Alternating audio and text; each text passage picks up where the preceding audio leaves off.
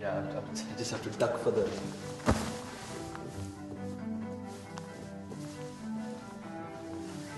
Ready? My life journey started in the city of Calcutta in the nation of India. Thought my calling would be in business. So I ended up with a bachelor's in business, an MBA in business. I meet this young girl, fall in love, get married in January of 2000. And in February of 2001, I pack up my bags and leave Calcutta, India for a new life in America. I left home with 2 suitcases and $50 in my wallet. Land in New York City on a cold day. In a few weeks of getting to America, I find work on the 81st floor of the North Tower of the World Trade Center. My wife Mary, she finds work on the 71st floor of the South Tower of the World Trade Center. Everything was now going so well for us. And here rolled in September 2001. This is an exciting month. My wife is now, 4 months pregnant with our first child. But I happened to also pick up this book called The Prayer of Jabez, that first week of September. And that book really got me thinking. And I started asking these questions. God, what is my purpose of having moved to America? Is it all about the success and fame that I can find in this country? Or is there something more?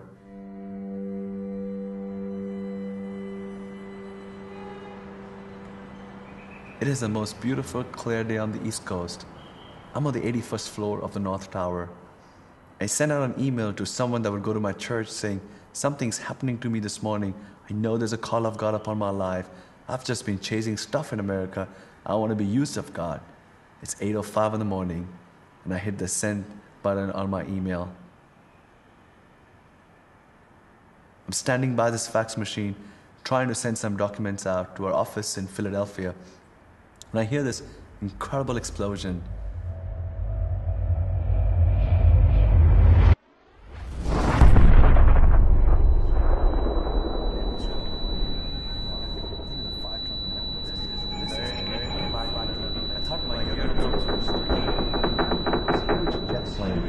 Had now come crashing into our tower. What followed was the building started shaking violently. Walls began to cave down. I started seeing things fall all around us. Jet fuel by then had made its way down onto our floor. Fire breaks out all around us. So we start fighting our way through the fire, make our way onto that stairwell.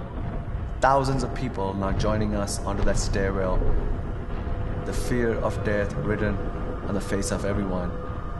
We hear another explosion. This is the second plane crashing into the second tower. I'm trying to reach my wife. I'm trying to reach her through my cell phone. I borrow the phones of all the people that are with me, but cell phones just wouldn't work. And I'm saying, God, if this building is going to go down with us, I'm never going to see my wife again. I'm never going to see the child she's carrying. I get to this level which is called the plaza. But now this place of life, this place of just exuberance where life would be celebrated, has now been turned into a place of death, a place of destruction, as I see hundreds of bodies of people that jumped out of the buildings, people who were in those planes. I started walking towards the South Tower, had no idea about what was about to happen. 15, 20 feet away from this building, when I suddenly realized that the ground that I'm standing on, the ground around me is shaking. I felt like I was being sucked into some kind of vacuum that was being created around me. I hear another incredible roar. Thought it was a bomb, but this is not a bomb. The building at approach, the South Tower, was finally imploding and going down.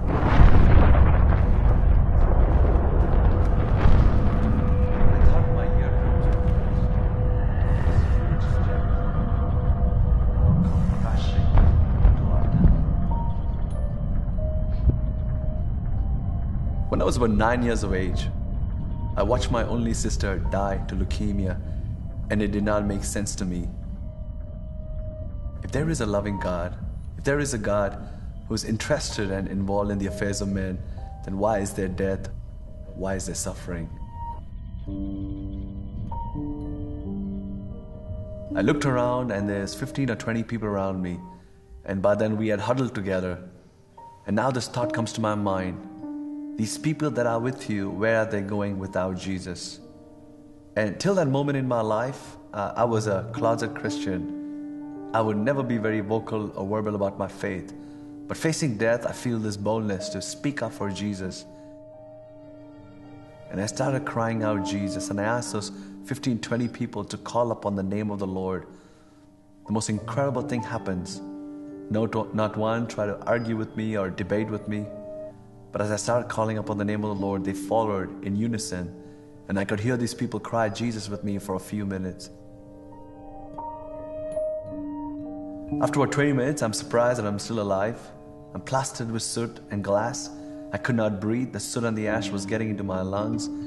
I decided to crawl, feel my way back to that place where I had prayed with those people, to only realize that these people who had just prayed with me, they did not make it out alive. Their bodies were smashed and crushed.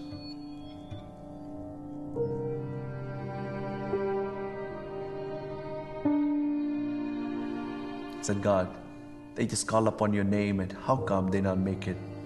But I felt the Lord saying, Sujo, they made their peace with me in their dying moments, and they're resting with me in my presence.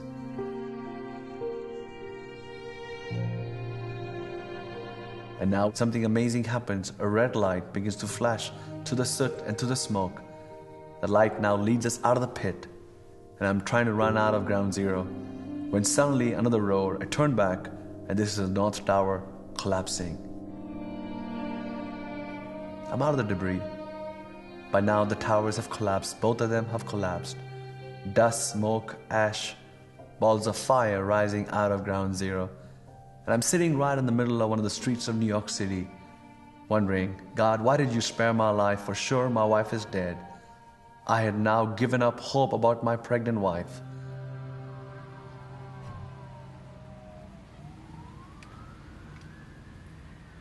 I felt impressed I should walk into a store that was right across to me. A young girl from the store comes out, pulls me in. She started removing glass from my hair, and she says, let me call your family for you. I told her what I thought had happened to my wife. She takes my cell phone, and as she's trying to pull some numbers out of my cell phone rings for the very first time that day in that girl's hand. She hands me back the phone. I flip my phone, I see my wife's caller ID, and I'm thinking it's someone else calling me with the news that your wife is dead. So I picked up that call with a lot of fear, thinking that would be the worst news of my life. But when I said hello, it's my wife on the other side. Her life was spared.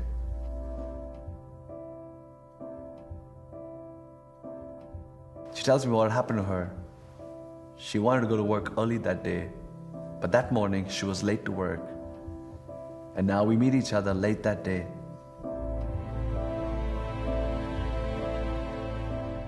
It was the most amazing moment. From just sheer fear that each of us thought the other was dead, now finally reunited.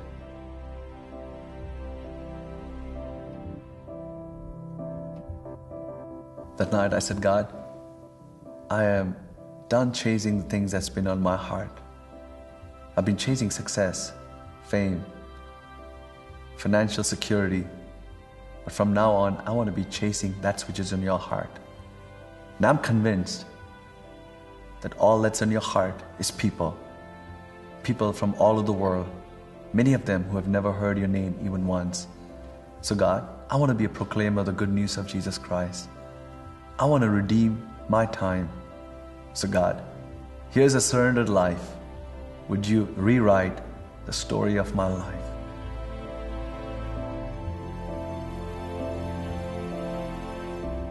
My name is Sujo John, and I am second.